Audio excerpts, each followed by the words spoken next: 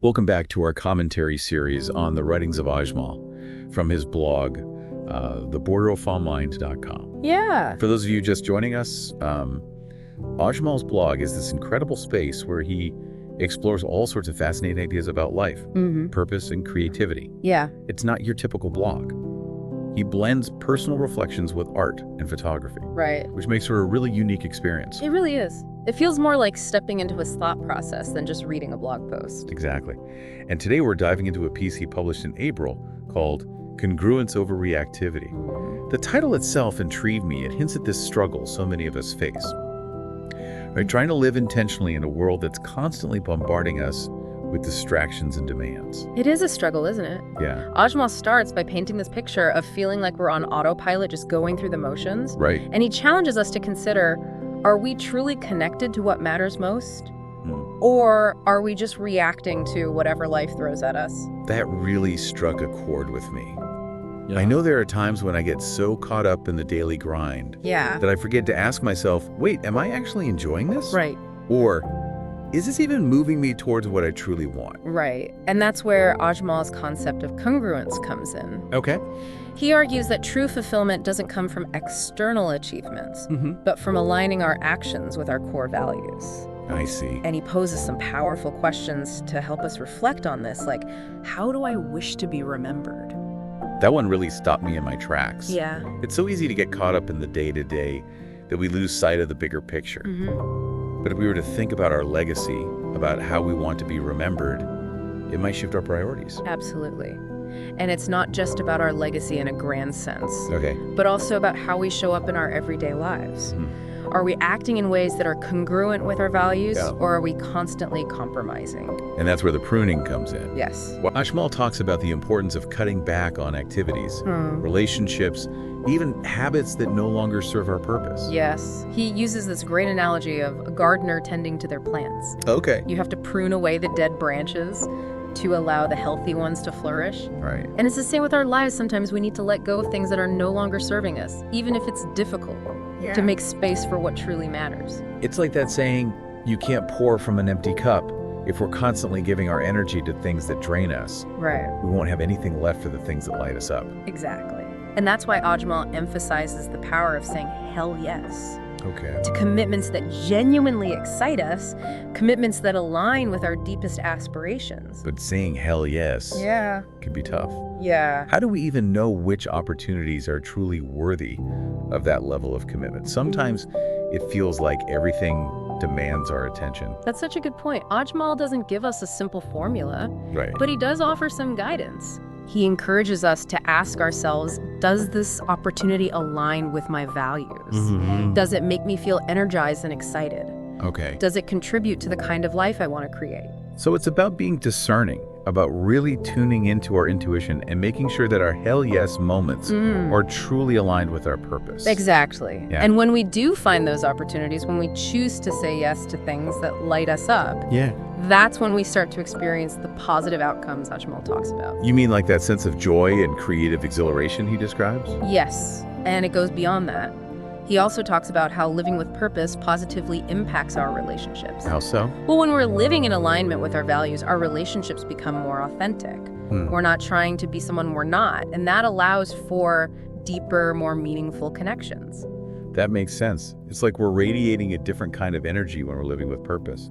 It impacts not just how we feel about ourselves, but also how we interact with the world around us. Right. Like we're finally showing up as our true selves, and that authenticity is magnetic. Yeah. And of course, Ajmal acknowledges that living with purpose doesn't mean life suddenly becomes easy. Right. There will still be challenges, setbacks, even moments of doubt. Of course.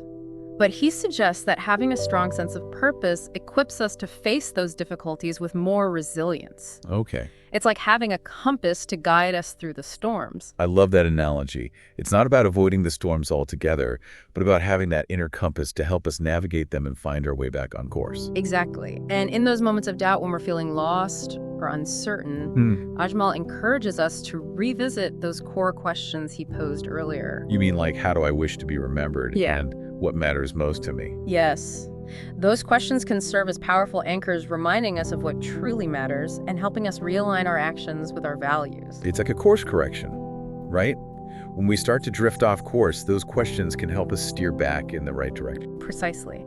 And Ajmal also talks about how this shift towards congruence can lead to a sense of lived integrity. Okay. It's not about striving for perfection, but about showing up authentically each day and letting our purpose guide our actions. It's almost like he's saying that purpose isn't a destination, but rather a journey, a continuous process of aligning our actions with our values. And that journey isn't always linear. There will be twists and turns, moments of growth and moments of setbacks. Yeah. But as long as we keep that inner compass pointed towards what truly matters, we'll keep moving in the right direction. Yeah. This has been so insightful. One thing that really struck me about Ajmal's writing is that he doesn't make living with purpose sound like this grand, overwhelming task. He emphasizes that it can start with small, deliberate choices that we make each day. Absolutely. It's about finding those little opportunities to infuse our daily life with more intentionality. Like what? Can you give us some examples? Well, it could be something as simple as taking a few moments each morning to reflect on your values. Yeah. Or maybe it's choosing to spend your free time engaged in activities that bring you joy and a sense of fulfillment. Right. Instead of just scrolling mindlessly through social media. So it's not necessarily about making radical changes to our lives, but about bringing more awareness to our choices, making sure they align with what we truly value. Exactly. It's about being mindful of how we're spending our time and energy and making adjustments as needed to ensure we're living in a way that feels authentic and purposeful. I think that's such a powerful message, especially in today's world, where it's so easy to get caught up in the hustle and bustle and lose sight of what truly matters. It is. And even something as simple as paying attention to our breath or savoring a cup of coffee can become an act of mindfulness that connects us back to the present moment. And that present moment awareness, that intentionality, is what allows us to break free from that autopilot mode and start living with more purpose. It's about cultivating that awareness of why we're doing what we're doing and ensuring it aligns with what truly matters to us. You know, thinking back to Ajmal's concept of pruning, it occurs to me that sometimes we need to prune not just our external commitments, but also our internal thought patterns. That's such an interesting point. What do you mean by that? Well, we all have those negative thought patterns that can hold us back from living our best lives. Right. Maybe it's self-doubt or fear of failure or a constant need for approval from others. I see what you're saying. Those internal patterns can be just as draining as any external commitment, and they can definitely block us from living in alignment with our purpose. Exactly. So maybe part of living with congruence is about pruning those negative thought patterns and cultivating more positive, empowering beliefs. That's a fantastic insight. And it reminds us that living with purpose isn't just about our actions, it's also about cultivating a mindset that supports our growth and well-being. Absolutely. It's about nurturing that inner landscape just as carefully as we tend to our outer world. And just like with pruning a garden, it takes time and patience. We may need to make adjustments along the way. But with each step, we're creating more space for those beautiful, authentic parts of ourselves to flourish. This episode has been so insightful. Before we wrap up, I want to remind our listeners that you can find Ajmal's full blog post, Congruence Over Reactivity, on his website, theborderofamind.com. It's definitely worth a read.